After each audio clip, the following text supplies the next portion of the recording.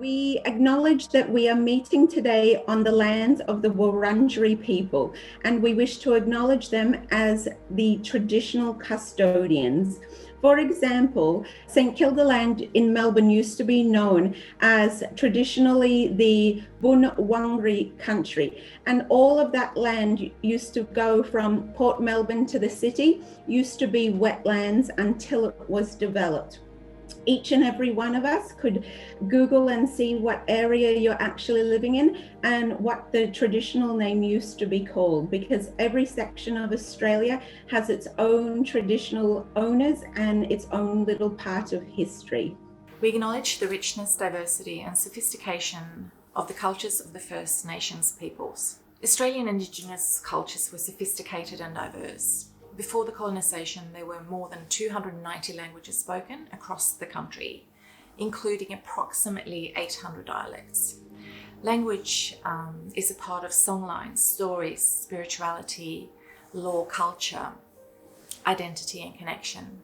It transfers essential knowledge passed down from ancestors and elders.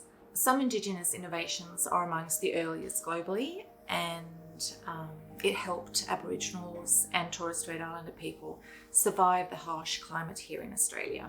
For example, fire stick farming. So Indigenous Australians systematically burnt grassland through control burning. What fire stick farming also did was that it flushed out the animals so they could be killed instantly for food. Aboriginal and Torres Strait Islander people demonstrated a sophisticated understanding of engineering, physics and aquaculture in elaborate stone fish traps.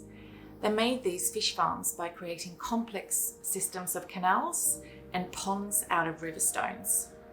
We acknowledge with sorrow the wrongs of the past that have taken place and continue into today.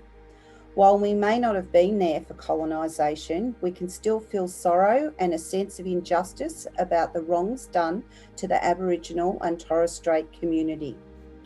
The uncomfortable truth is that Aboriginal and Torres Strait Islander people were dispossessed and subject to exploitation and violence at first contact. Their rights were not acknowledged, and this was ongoing with the systematic removal of Aboriginal and Torres Strait Islander children from their culture and their families. It continues into today. We only need to look at the devastating statistics relating to Aboriginal and Torres Strait Islander people against a range of life indicators: shorter life expectancy, higher rates of infant mortality, poorer health, lower level of education and employment, and overrepresentation in the prison population. It is necessary to acknowledge this past injustice and to share the sorrow in order to ensure that the past does not repeat itself. We pay deep respects to elders past and present and honour. Firstly, I wish to acknowledge the wonderful leadership of Auntie Dot Peters, a wonderful Yarra Yarra elder. Amongst her numerous achievements, Auntie Dot was involved in the reconciliation process in Victoria for 40 years and successfully brought long overdue recognition to Aboriginal servicemen and women. She was a strong member of the Hillsville community who promoted community, respect and connection in a warm and engaging way, with several youth community awards in her honour. Auntie Dot passed away in 2019. I wish to acknowledge Uncle Norm McDonald, better known as Macca, who contributed to the Victorian community both on and off the football field.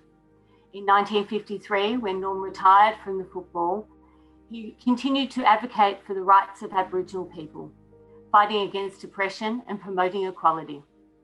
Almost 40 years later, in 1991, Essendon recruited second Indigenous player, Michael Long. In 2002, Norm passed away. I also wish to acknowledge the strong leadership that's evident in the emerging elders of tomorrow.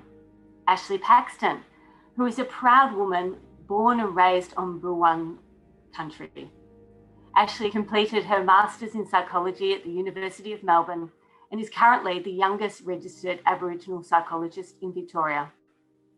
There are many more exciting and innovative leaders, and I encourage you to seek out information, particularly on websites like www.aboriginalvictoria.vic.gov.au. Aboriginal Honour Roll.